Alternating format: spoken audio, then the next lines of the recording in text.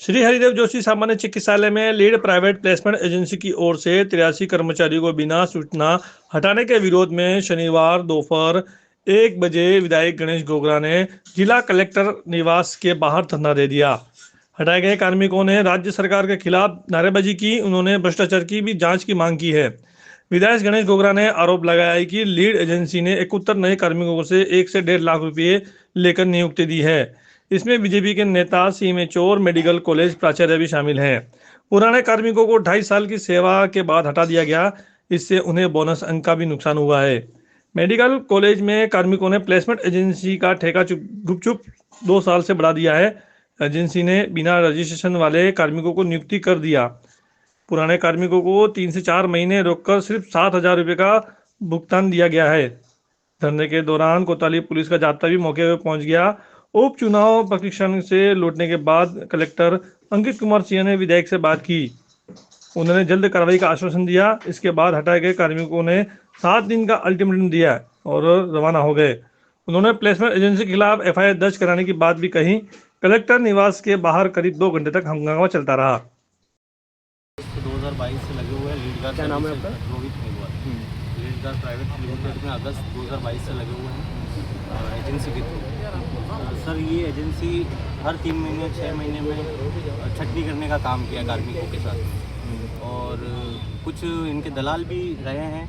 वो दलाल 1-1 लाख रुपए लेके वो लोगों को लगाया था। इवन बांसवाड़ा के भी कुछ लोग ऐसे थे यहाँ पे, बांसवाड़ा, सिमलवाड़ा, सागवाड़ा, उन लोगों के पास दलालों के थ्रू 1-1 लाख रुपए लेके उनको लगाया और उनको 3 महीने बाद वापस उनको निकाल दिया गया। उन लोगों ने भी बहुत ही वो किया कि भाई हमारे 1-1 लाख रुपए लिए, हमारे को 3 साल के लिए लगाया था, लेकिन उन लोगों ने कोई जवाब नहीं दिया और उनका पैसा भी रिटर्न नहीं दिया। आज तक वो अपने पैसों के लिए रो रहे हैं।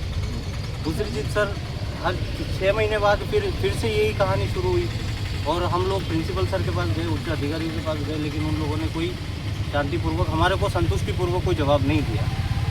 उसके बाद फिर हमने सोचा कि यार ऐसे तो कुछ होना जाना है नहीं, हम हाईकोर्ट का करते हैं। हाईकोर्ट में हमारे साथ ये जो 100 कार्मिक लगे हुए थे उसमें 61 लोग हाईकोर्ट में रिट दायर करने के लिए तैयार थे। लेकिन जैसे ही वो एजेंसी के मालिक मिस्टर दलजीत पुनिया और जय सिंह दोनों यहाँ पे आए और उन्होंने आके इन लोगों को इतना डराया कि तुम्हारे को नौकरी से निकाल दूंगा, कोर्ट मेरा कुछ नहीं बिगाड़ सकती, मेरी एजेंसी का कुछ नहीं कर सकती, कोर्ट मेरे कहीं नहीं लगती, फलाना बोला। ये लोग इतना डर गए कि फाइनली 8 लोगों ने हाईकोर्ट में स्टे लिया, रिट दायर की। रिट दायर करने के बाद स्टे मिला। स्टे में लिखा हुआ था कि जब तक ये भर्ती नहीं होती है, जो फर्स्ट लेटर हुआ था संविदा रूल 2022 का, जो भर्ती होने वाली थी संविदा की, वो भर्ती नहीं होती है, तब तक इन लोगों को नहीं हटाया जाए। और ये सारी चीज़ें हुई। उसके बाद प्रिंसिपल सर, राजमेश, एजेंसी, इन सब के पास हमने एक कॉपी सबको भेज दिया हाईकोर्ट की। उसके बाद एक जो स्टे लेकर बैठा हुआ था, दीक्षांत जैन करके बंदा है, उस बंदे को निकाल दिया। उसके लिए हम प्रिंसिपल सर के पास गए। प्रिंसिपल सर ने वहाँ से एक लेटर जारी किया एजेंसी के लिए कि एजेंसी को बोला गया कि इसको तुरंत प्रभाव से वापस ज्वाइन कराया जाए और कार्यालय में सूचित किया जाए। लेकिन एजेंसी ने अपनी मनमानी करते हुए उसके आदेश की पालना नहीं की, ना तो हाईकोर्ट के स्टे की पालना की और ना ही प्रिंसिपल की आदेश की पालना की, और उस बंदे को वापस ज्वाइन नहीं कराया। फिर 8-10 महीने बाद एक और स्टे लिया हुआ बंदा था, उसको फिर निकाल दिया। उसको लेके हम प्रिंसिपल सर के पास गए। प्रिंसिपल सर ने हाथ झटक दिए कि इसमें मेरा कोई रोल नहीं है और आप जाइए एजेंसी वाले से बात करिए, एजेंसी वाला करेगा जो करना है वो। तो उस चीज़ को लेके हम कलेक्टर साहब के पास भी आए थे। कलेक्टर साहब को भी एप्लीकेशन दी। कलेक्टर साहब ने भी हमको संतुष्ट नहीं किया। उन्होंने तो उनका भी यही जवाब था, प्राइवेट एजेंसी है और प्राइवेट एजेंसी वो तो किसी भी कार्मिक को ले सकती है, किसी भी कार्मिक को निकाल सकती है। ये तो एजेंसी की एक तरह से तानाशाही हो गई, मनमानी हो गई, शोषण हो गया, कार्मिकों के साथ का शोषण करने का काम हो गया। और 1 साल बाद आज 3 तारीख को इन्होंने एक सूची जारी की, जिसमें 71 लोगों की सूची जारी हुई, जिसके अंदर कम से कम 7 लोग जो पुराने थे उनको रखा गया और बाकी के जो थे वो सारे नए थे, जिसका ना तो कोई फॉर्म भरा गया और न ही कोई इंटरव्यू हुआ, न ही कोई स्क्रीनिंग हुई, न कुछ नहीं, सीधी उनको ज्वाइनिंग देती हुई। और हम 73 लोगों के साइन उस समय भी हो रहे थे। जब उनको ज्वाइनिंग होगी, वो सारे लोग वार्ड में चले गए, तब भी वहाँ का प्रशासन, हॉस्पिटल प्रशासन, हमारे वो रजिस्टर में जो साइन होते हैं पर डे के, वो साइन हम आज तक कर रहे थे। आज मॉर्निंग में जब हम गए तो वहाँ पे एक, मैं आपको प्रोवाइड करवा दूँगा, उस रजिस्टर का फ़ोटो लिया हुआ है, उसके ऊपर कुछ डिसकंटिन्यूएशन करके कुछ लिखा हुआ था, तो हम लोग साइन नहीं किया और इस चीज़ को लेके हम कलेक्टर साहब के पास आए हैं और हमारी सुनवाई की जाए। और हमारी एक ही मांग है कि ये भ्रष्टाचार से लिप्त जो एजेंसी है तो उसकी न्यायिक जांच की जाए।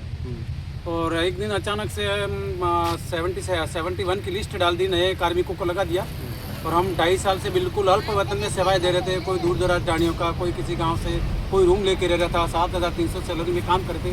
तो इसके बावजूद भी हमें ना कोई इन्फॉर्मेशन, ना कोई सूचना, बिना कारण से अचानक से हमको हटा दिया गया। डायरेक्ट बिना कोई इंटरव्यू, ना बिना कोई फॉर्म, और अचानक से ना कोई वैकेंसी और नए कार्मिकों को कैसे लगा दिया। जब अगर किसी को हटाया जाए तो कानून के खिलाफ 1 महीने पहले इनको इन्फॉर्मेशन देनी पड़ती है या कोई आदेश भी देना पड़ता है कि आपको हटाया जा रहा है, आपको निरस्त किया जाता है। कुछ न कुछ आदेश मिलना चाहिए ना। बिना आदेश, बिना किसी कारण से हटाया गया और अचानक से तुरंत 71 कार्मिकों को नया लगा दिया गया बिना इन्फॉर्मेशन के, और आज तक हमको इन्फॉर्मेशन नहीं मिली। 2-2.5 साल से नर्सिंग कर्मी प्लेसमेंट एजेंसी के माध्यम से हरिदेव जोशी सामान्य अस्पताल हॉस्पिटल डूंगरपुर में लगे हुए थे।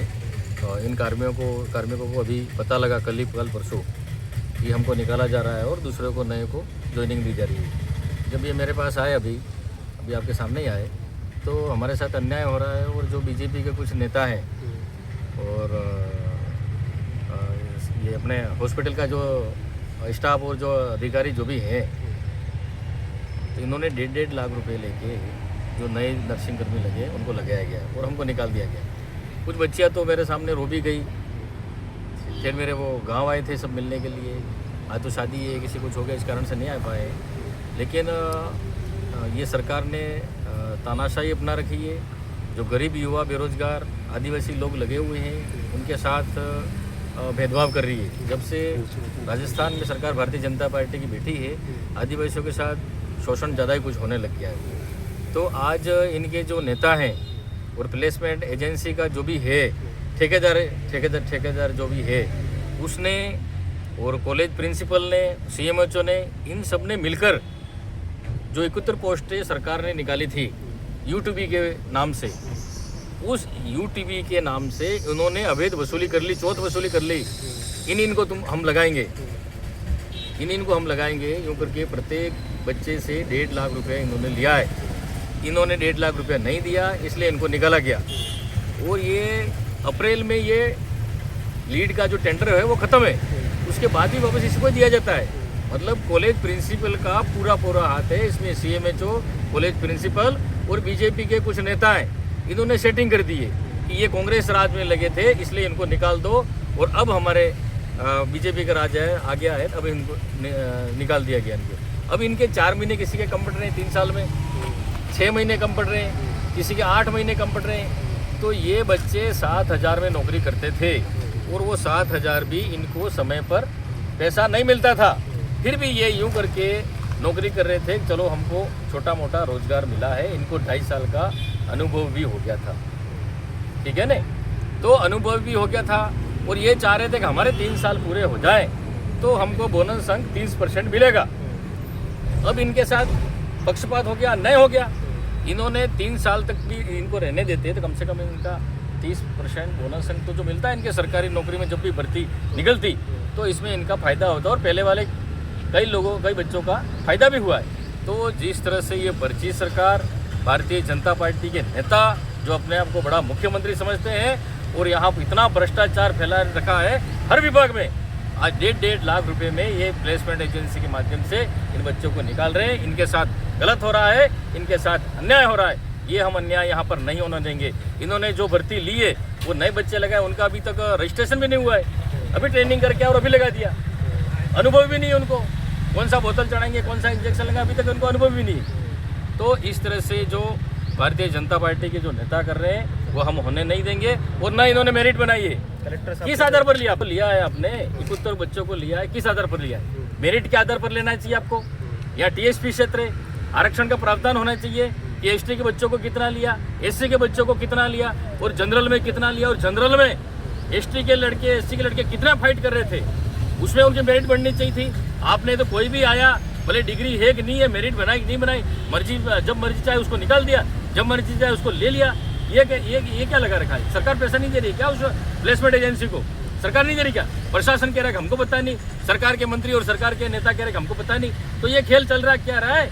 भ्रष्टाचार में डूबी हुई है भारतीय जनता पार्टी और गरीब और दलित के साथ, आदिवासियों के साथ अन्याय हो रहा है। हम ये अन्याय नहीं होने देंगे जब तक ये भर्ती रद्द नहीं करते। मैं यहाँ पर धरने पर बैठूंगा और आंदोलन करूंगा इन नर्सिंग कर्मियों के साथ। मेरी मांग नहीं है, लोगों के साथ नर्सिंग कर्मियों की मांग है कि हमको वापस यथावत लगाया जाए, हमको वापस यथावत लगाया जाए कि हमारा भाई भविष्य खराब हो रहा है इनका, कि बोनस अंक नहीं मिलेगा इनको। 30% जो मिलता था वो किसी के 4 महीने कम पड़ रहे हैं, किसी के 6 महीने कम पड़ रहे हैं। वो 6-7 हज़ार में इनका घर गुजारा रोजगार चलता था, 6-7 हज़ार रुपये में भी तुम इनको निकाल रहे हो। इनकी ये मांग है, इसके इनका समर्थन कर रहा हूँ मैं। गलत कर रही है सरकार, इनको लगाओ वापस। अगर नए कार्मिकों को लगाना है आपको तो वैकेंसी निकाल लगाओ ना, उसको मना कौन कर रहा है? लेकिन पुराना को क्यों निकाल रहे हो? बात ये